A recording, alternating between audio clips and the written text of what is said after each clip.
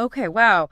You guys really went all in on the doom scrolling this time, huh? This source material, it's heavy stuff. We're talking about World War III. Yeah, it's definitely some intense reading. It is. And that's exactly what we're going to dive into today. We're talking scenarios, triggers, the kind of weapons they're saying could be used, and what it all means for, everyday people. Exactly. Hmm. Your sources really want us to think about this future where things keep escalating globally. Right, like they don't pull any punches. The first thing they ask is straight up, are we on the verge of World War III? And then they paint this picture of a world that's like ready to explode. They even use the phrase on the edge of collapse. Yeah, there's a real sense of urgency in this Yeah. material, and it doesn't beat around the bush about where the problems are. Yeah, they name names right off the bat. We've got Eastern Europe, obviously Russia, NATO, that whole situation. Then there's Taiwan and China, which feels like a powder keg waiting to blow. And of course, we can't forget the Middle East of Israel and Iran, always a tense situation. It's like they're saying these are the pressure points that could set the whole thing off. And what's interesting is they don't just stop at the, traditional idea of a world war, tanks and bombs and all that. No, they go way beyond They that. bring in stuff like cyber attacks, AI making decisions, Yeah. and like the whole global economy just crashing. It's not just about armies fighting anymore. It's like war, but stealthier almost. Yeah. They actually say World War III may have already begun and no one told us. Like it's happening in the shadows already and we don't even realize it. Right. It's like they're saying war isn't this one big event anymore. It's more like this slow burn that could be happening all around us. It makes you think, huh? So with all that in mind, they break down what a World War III could actually look like, and they give us four different scenarios. The first one is kind of what you'd expect, global conventional war, the big one, armies clashing all over the planet, missiles flying, classic World War stuff, just on a massive scale with all the alliances involved. Yeah, that's the one that fits our traditional idea of a world war. Yeah. The big showdown that we've seen in history books. Right. Then we get to scenario number two, and this is where things get really scary. Nuclear war. They don't sugarcoat it either. They talk about entire cities being wiped out in hours because of one mistake, like one wrong move, and it's all over. It's a stark reminder that, nuclear weapons are still a thing. And they could change everything in an instant. Yeah, absolutely. Now, the next two scenarios are where things get really interesting because this is where we see how technology is changing everything. First up, cyber and AI warfare. They talk about these digital attacks that can shut down entire countries, like hacking into power grids, messing with communication systems. Hmm. And then there's this whole thing about lethal algorithms, basically AIs that can make life or death decisions without any humans involved. Yeah, it's like war is becoming this invisible thing happening in the digital world, but the effects are very real. Right, like it could be happening right now and we wouldn't even know it. And then the fourth scenario, total economic conflict. This one is all about money.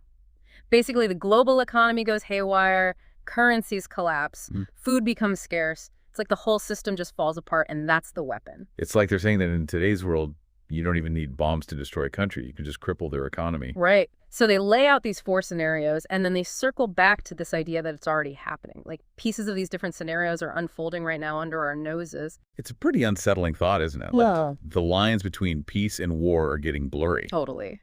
The- So what could actually trigger this whole thing to go from simmering to boiling over? They point to four main things that could light the fuse. First up, Taiwan and China. They call this one the most imminent and explosive conflict.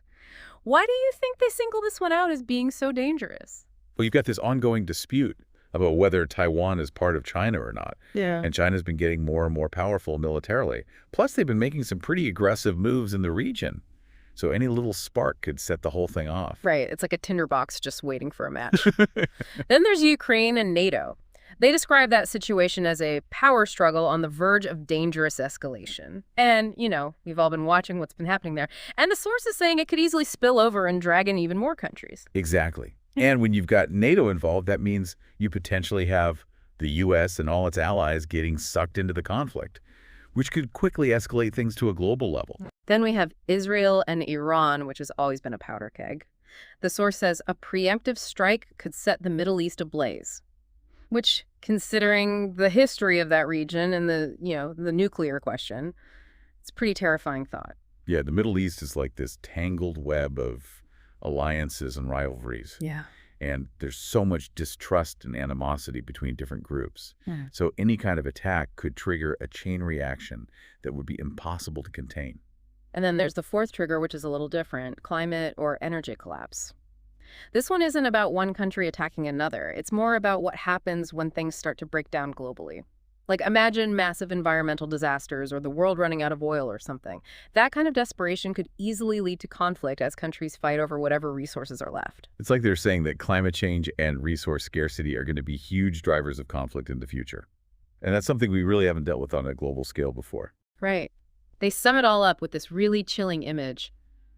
The world is a minefield, and the next step could be fatal. It's like we're all walking on eggshells, and any wrong move could trigger a disaster. It definitely paints a picture of a world that's teetering on the brink of something really bad. So let's talk about the tools of war, Yeah. because even the weapons themselves are changing in terrifying ways. And the source highlights some pretty scary stuff. First up, autonomous lethal drones. Basically, drones that can decide who to kill without any human input. Like they can identify a target and take it out all on their own. Yeah, that's a big shift from how we used to think about warfare. It raises all these questions about who's really in control and what happens if the AI makes a mistake. Exactly. And it gets even wilder. They talk about combat robots, like actual robots that can fight on the battlefield. They say these things could eventually replace entire platoons of soldiers. It's almost like something out of a science fiction movie. But it's becoming a reality. Yeah. And it makes you wonder, you know, what are the rules of engagement when you've got robots fighting each other? Right. And who's responsible when things go wrong? Then they get into the cyber stuff, which is already happening. They talk about state-sponsored hackers, basically government-backed teams that are constantly attacking other countries online. They say warfare is already happening across networks, like the cyber battlefield is already active. And the scary thing about cyber warfare is that it can be really hard to track down who's responsible. It could be a group of hackers or it could be a nation state. And the damage they can do is huge. Like imagine if they shut down the power grid or cripple the financial system. Totally. And then they bring up EMP weapons, which are straight out of a dystopian novel. Basically, these are weapons that can release a massive electromagnetic pulse that fries all electronics in a certain area. Like one blast and all the computers, phones, cars, everything just stops working. It's like hitting the reset button on civilization. And the thing about an EMP attack is that it's not just about the immediate damage. It's the long-term chaos that follows. Yeah. Imagine no power, no communication, no way to get food or water. It would be complete societal collapse. It doesn't even bear thinking about. And then we get to what might be the scariest thing of all military AI. This is where the source talks about algorithms making real-time decisions about who to target and how to fight a war.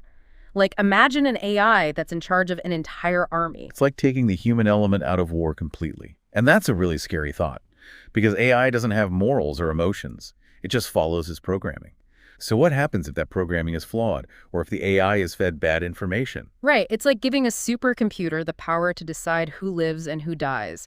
And the source really drives this point home. They say war is now invisible, automated, and ruthless. Like they're saying this is the future of war. And it's not pretty. It's a pretty bleak picture. But it's hard to understand these changes because this is the world we're living in now. So how does all this affect everyday people like us? Well, the source doesn't hold back there either. They talk about a lot of potential fallout. First up, social control and censorship. Basically, they're saying that governments could use the chaos and fear of war to clamp down on freedoms.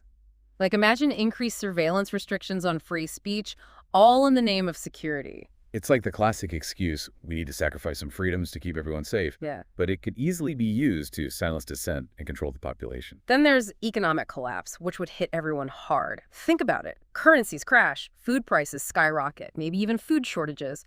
The whole financial system could just crumble.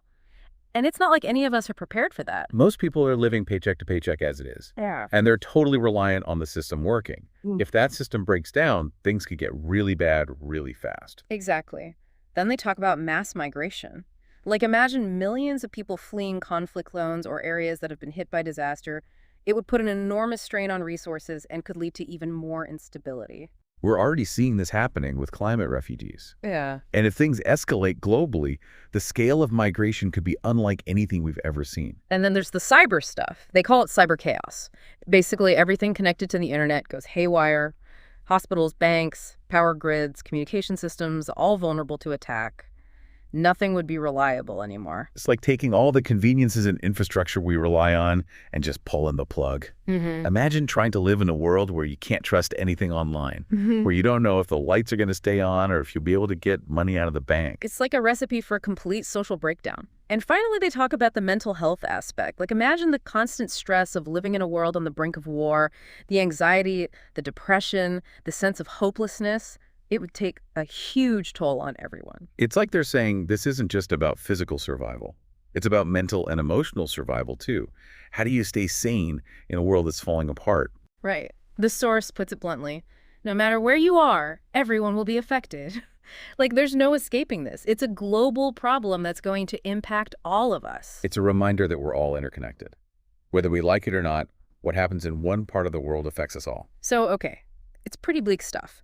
But in the middle of all this doom and gloom, the source actually offers some advice on how to prepare for this kind of future.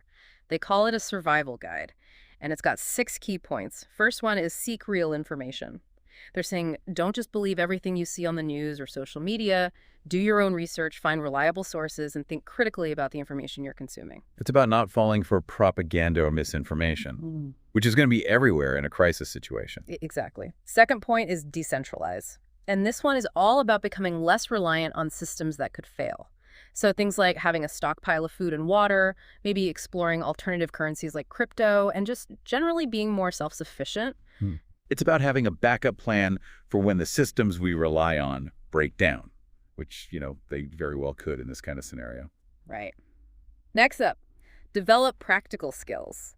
This is where they talk about things like first aid, growing your own food, basic self-defense stuff. Like practical skills that could help you survive if things get really bad. It's like going back to basics.